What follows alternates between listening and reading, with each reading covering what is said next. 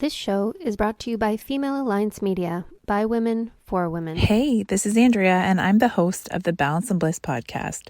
Your girl loves to chat, and if you're looking to connect with your body in a physical, mental, and more intentional way, then come tune in with me weekly as I share with you relatable and actionable things you can do on your pursuit to wellness and happiness. Come on over. You deserve a little more bliss in your life. Hello, and welcome to the Say It Out Loud podcast. I am your host, Christine Daynard, and the goal of this podcast is to encourage you to live your best and most authentic life by digging deeper and finding connection through vulnerability. I believe we have been taught that vulnerability is a weakness, when in fact, it is our superpower. In this space, I will share personal stories and conversations with others so you can be empowered by their strength and inspired to take action in your own life. Thank you so much for being here. Now let's get started. Well, hello and welcome back to the Say It Out Loud podcast. You've got me here, Christine D, and I have a pretty special guest. In fact, I'm going to say that geographically, this is the furthest guest I have ever had on the show. And took a little bit of organizing to get our schedules to match up so we could actually have this conversation. And I'm very excited to introduce you to Rebecca Saunders. You guys are going to love this. She loves helping people make their uniqueness their superpower, which you know by listening to this podcast, I am all on board with. So I can't wait to jump into this conversation with Rebecca. But first, I want to say, Rebecca, thank you for being here all the way from Australia. I love how excited you are that I'm the furthest away. Thank you. Thanks. Great to be here. Awesome to have you here. So I am going to ask you if you wouldn't mind telling our listeners just a little bit about you so they get a gist of who you are. And then we'll dive in and we'll start talking about kind of how you got to where you are today. Oh, such a big question. Okay. So as you mentioned just now, I specialize right now in helping women turn their uniqueness into their superpower. And where that's really come from is I have alopecia. Alopecia is an autoimmune disorder that means I've got no hair anywhere. And it took me the best part of 25 years to be okay with being who I am and going hair free, all me out in front of the world.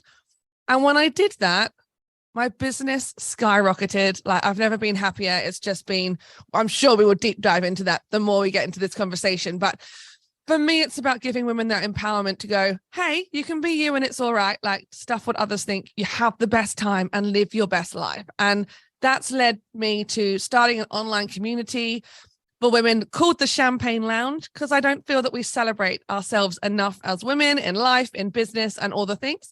So that's what I do. I empower women to be themselves. And we have an online cheer squad to do just the same.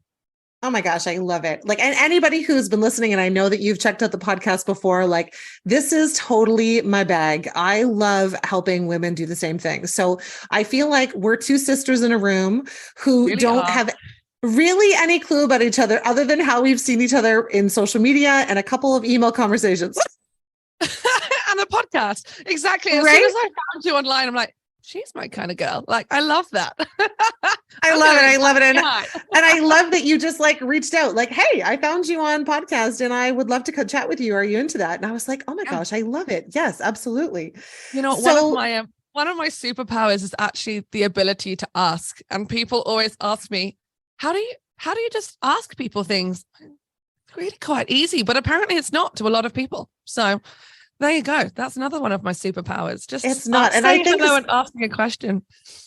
Well, I love it. Well, I think especially too, like as women, we haven't been really encouraged to use our voice and just ask questions and say the things out loud, right? So that's the whole purpose behind this podcast, right? Is to provide a platform where we can talk about the real things that happen to us so that we're saying them out loud and other people can know that they're not alone in those things. And we can be empowered to go out there and do whatever we want and use whatever superpowers we have, right? To be the best self. Exactly.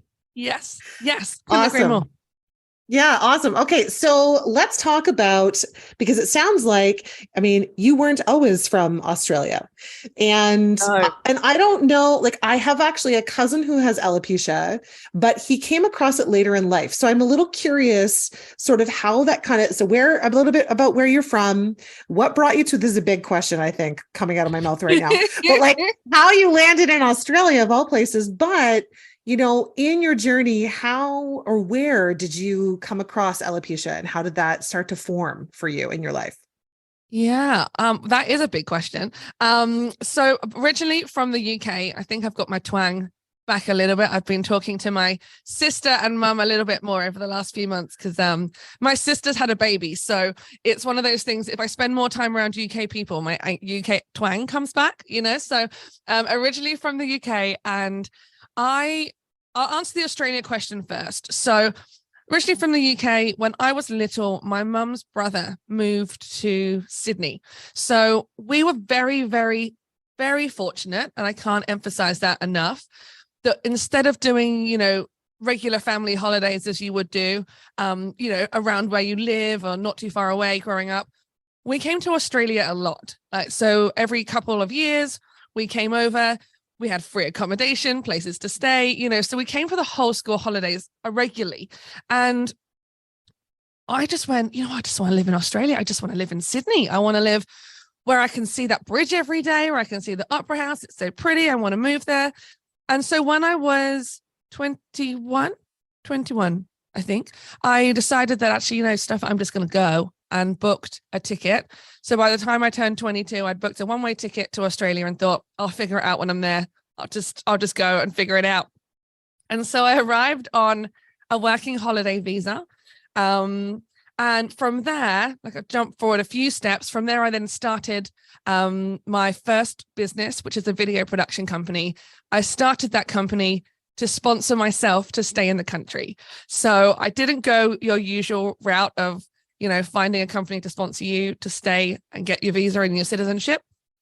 I built one. So that's sort of one of the things that I've done. But the alopecia part of the journey is I got alopecia when I was 7.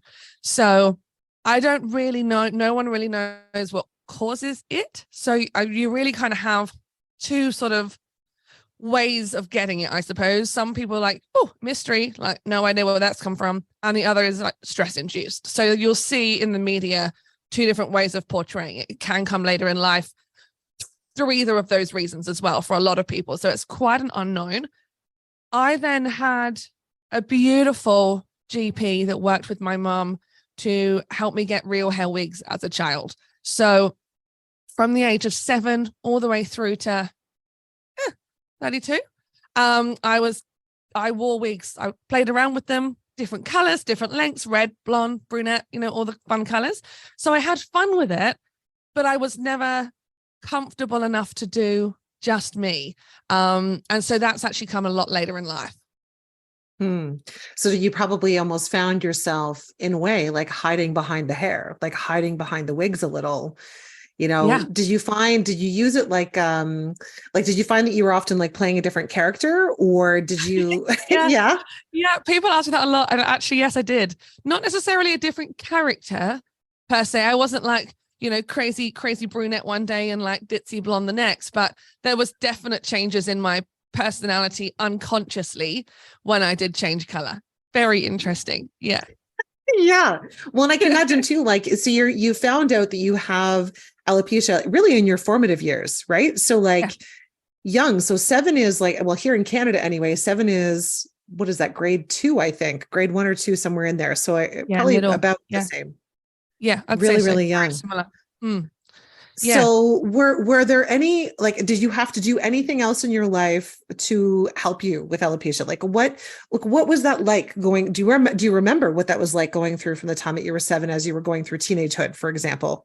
Look, I don't remember a lot, and I don't know if it's because I've blocked it out in a way or whether it's just hasn't really resonated because it didn't need to, I didn't come across anything too icky. And I wasn't, yes, there were a couple of bullies along the way, but, minor, really quite minor in comparison to what I know some kids go through at school in terms of bullying. So I'm really lucky, I think, in that way, that I was just kind of accepted. In saying that, you know, I did kind of do my best to look and fit in at school. You know, if I hadn't worn the wigs, I'm sure it would have been a very different story. So I think in that way it did mean that I lived a pretty normal life as a kid. You know, I could even wear my wigs during like school sports and swimming and all those things. So it was a little bit crazy when I look back and go,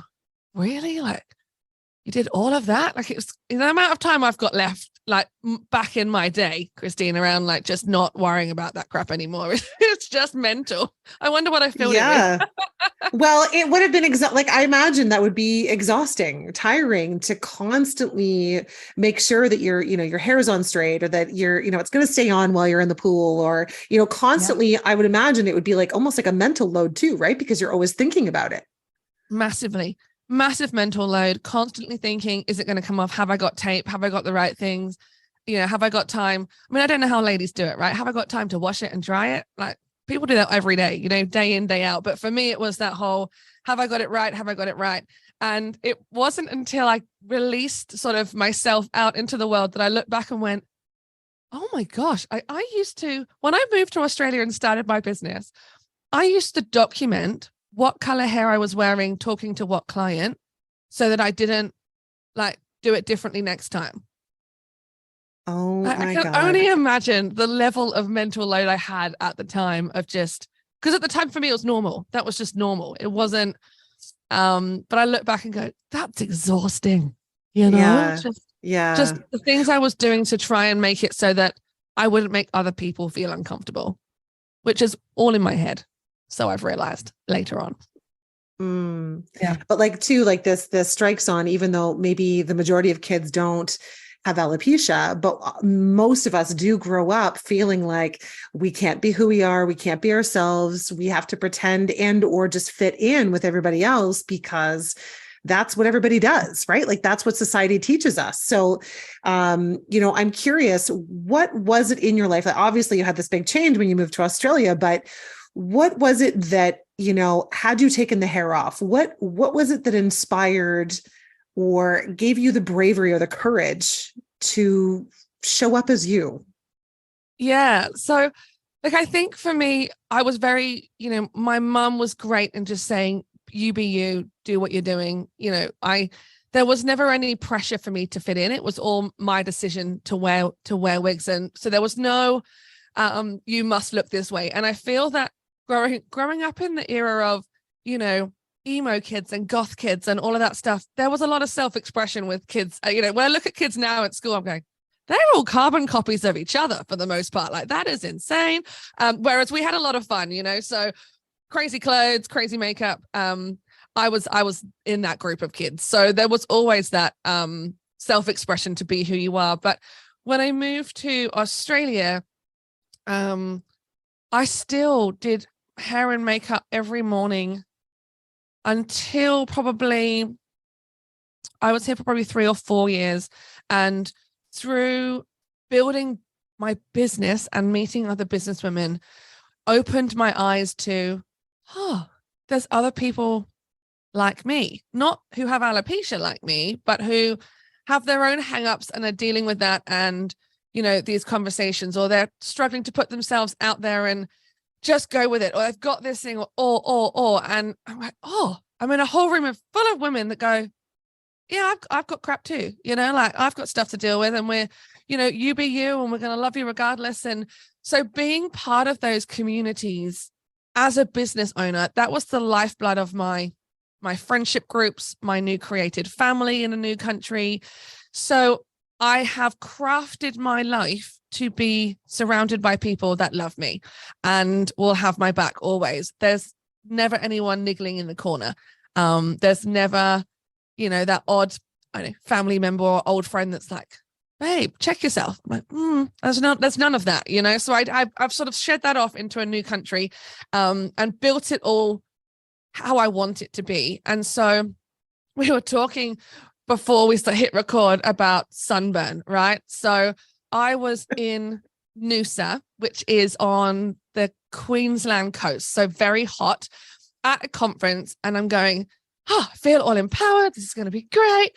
And I found this lady, her name was Kelly. She was beautiful and she lived locally. And she said, I'm going stand-up paddleboarding. Does anybody want to come? And my little, empowered soul went, yeah, let's go paddleboarding. That'll be great. I hate water, just by the way. I hate it. I'll sit in it, bob in it. But the whole idea of this scared the crap out of me. And so I'm like, you know what? I'm going to stand up paddleboard and I'm going to do it without hair on as well. So let me tell you that the sun is so hot in Queensland that I decided that that was going to be the day that I would go hair free and go stand up paddleboarding for a few hours. And I was as red as a lobster by the end of that. I thought, oh my gosh, this is ridiculous.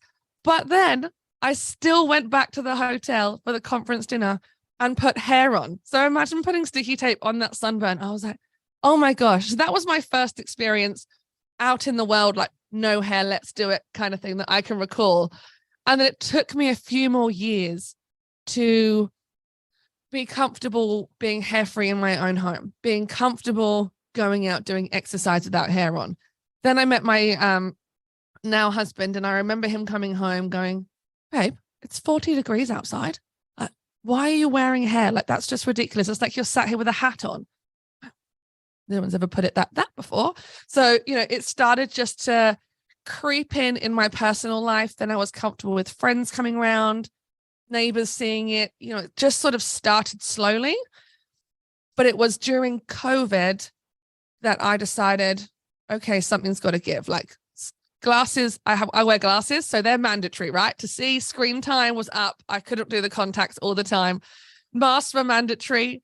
Hair was just too much. Like too much around my face, too much around my head. I was like, something's got to go. And my hair was the only thing that wasn't mandatory. So that was what went. And I don't do things by halves. So I went, okay, I'm ready for it. I've got the ultimate cheer squad of business chicks around me. Let's do it. So I called in some friends. I went, can you come do, I was going to say hair and makeup then, just makeup, and bring the camera. And we did a whole photo shoot. And overnight, I changed everything across all my social media, my entire website, everything. And then just shut the laptop and went, it's out into the world now. Let's see what happens. So that's the long, short version, really quick, of what got me to being, I'm out here now and let's do it. Oh my gosh, I love it. And there's so many little nuggets in there. I would love to pull out all of them, but like one really glaring one for me is that you surrounded yourself with these amazing people and you were empowered by the people that you were with. And, I think it's so important, the people that we connect with, the people that get our energy, the people that share space with us and time with us, the impact that they can have on us is so incredibly huge. And I think that, right. And I don't think most people are really super conscious about that, and we seem so like attached to people, like, oh, I can't like let those people go because I've known them forever or they're my friends. But like, we really don't realize how much that energy can really make an impact.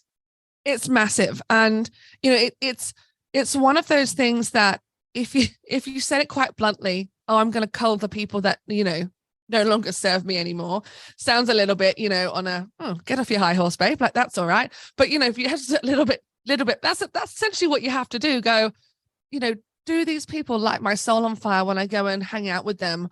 Or do I just go to drinks or go to coffee or go to dinner because that's something we've always done? And really, I come away feeling a little bit drained. That's the conversations that I encourage people to think about and have with themselves, because you get your energy and you are, I don't quite remember the exact phrase, but you are, a reflection of the people you spend time with. So if you're not around people that lift you up and light you up and send you on your happy little merry way to go make your dreams a reality, you're with the wrong people.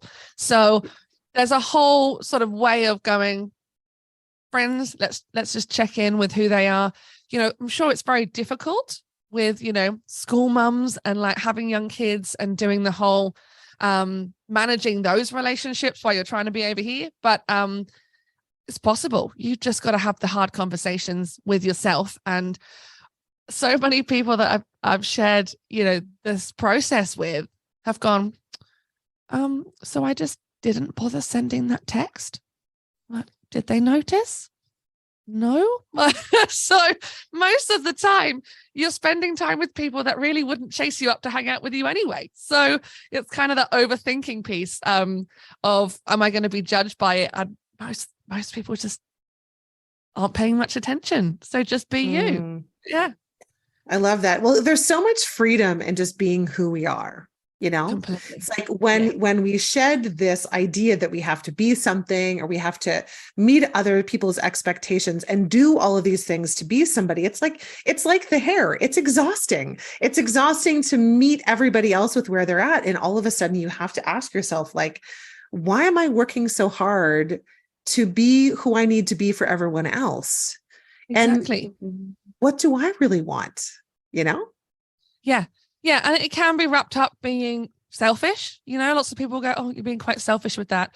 But I've got it right here on my mood board, you know, right here, vision board. Self-care isn't selfish. You know, you've got to be your best version of you to show up the best way possible for your family, for your friends, for your clients. So yeah, it's that whole piece of just being comfortable with who you are, and the right people will gravitate towards that. It's so true. And I think that when I talk to clients, and I'm sure this is probably very similar with you, is there's a big fear with people is that as they change or as they become more of who they're meant to be, they become more home to themselves, they're worried that they're going to lose friends. They're going to not have people around them because they can feel those relationships changing, right? You can feel them changing. You can. And you know, like what would be something, or what is something maybe that you share with the women that you empower and help to support about that topic? Because I'm sure it comes up a lot. It does come up a lot, and it kind of goes, in my view, one of two ways. And I'm not going to go down the negative path. So there's normally three ways, but we'll do two. When you can be yourself, it's actually really surprising how much you empower the others around you to go, oh, I can be me too then. Like, yeah, you can. And so you sort of unlock almost this hidden superpower in everyone around you. Most people around you to go, I'm going to be me, and it's okay for you to be you too. And it has that ripple effect, which I think is really quite cool, that if you didn't have those conversations or start, being you and exploring what that looks like for you, and having that level of, having that level of just curiousness to actually explore that, you're giving people the power around you to do the same thing, which I think is really awesome. But also if they don't, so the second one to that is if they're not up for going on the ride, then they're not the right people and they'll fall off. And you need to trust in the process that you'll find the right people, because they're there. They are completely 100% there. Like you and I both have communities that people can come and be part of to go, hello, this is me. This is what I do. Like, I just want to say hi.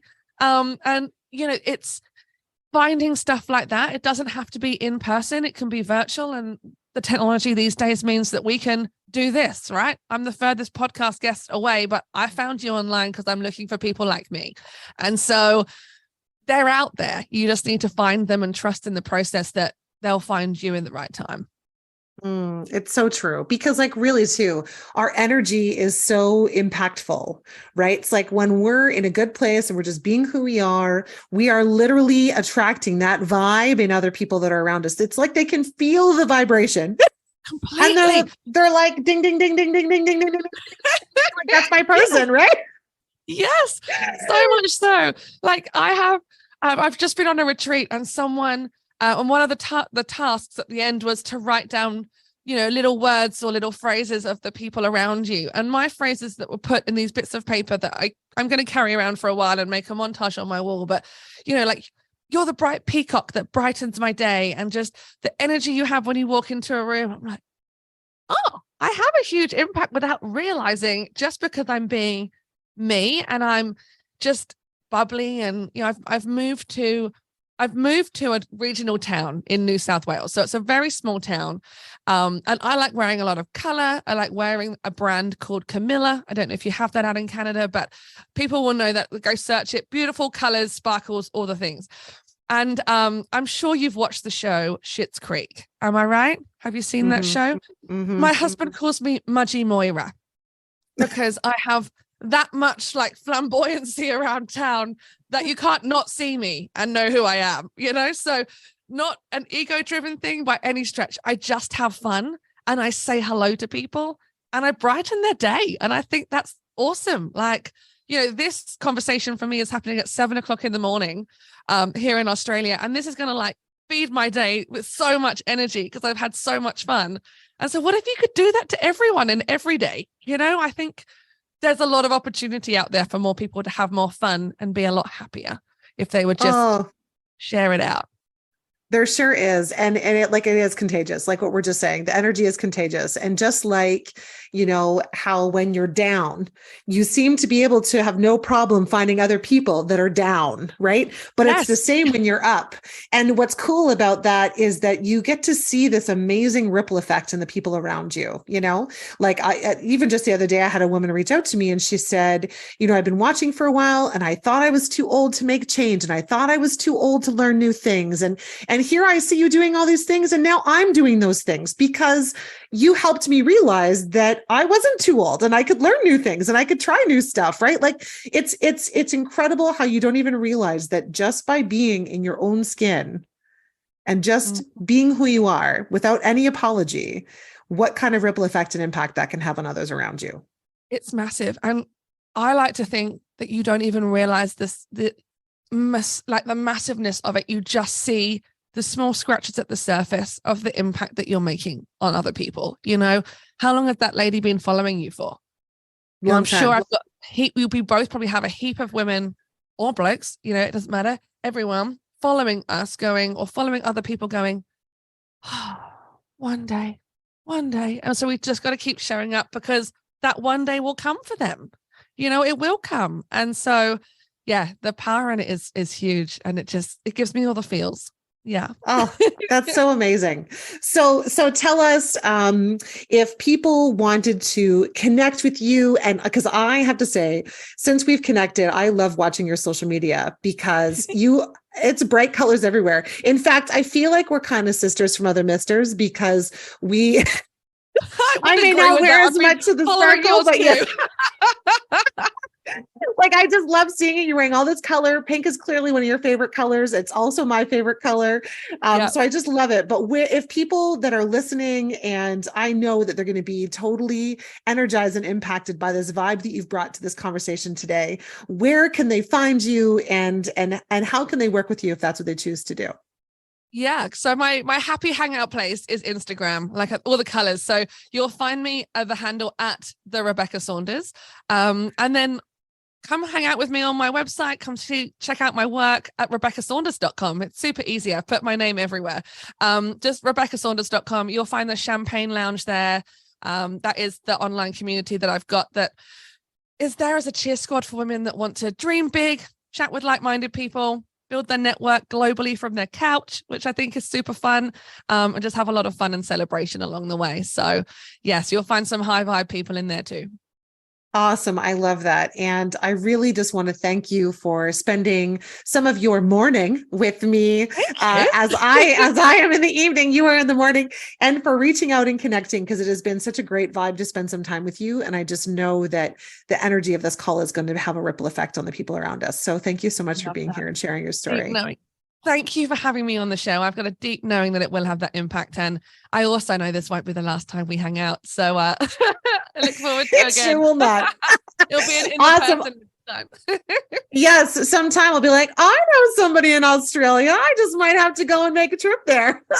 Exactly, right? Yeah. Oh, I love that. Well, thank you again for being here, Rebecca. And, to all of our listeners, it all we have to do is lean into more of who we are. And I know that sometimes isn't easy. And sometimes it seems really hard to do. But when you see more women around you, especially, and I speak to women because most women listen to this channel in this space, is that just leaning into you. And even if it's just like what Rebecca did, edging out a little bit at a time, right?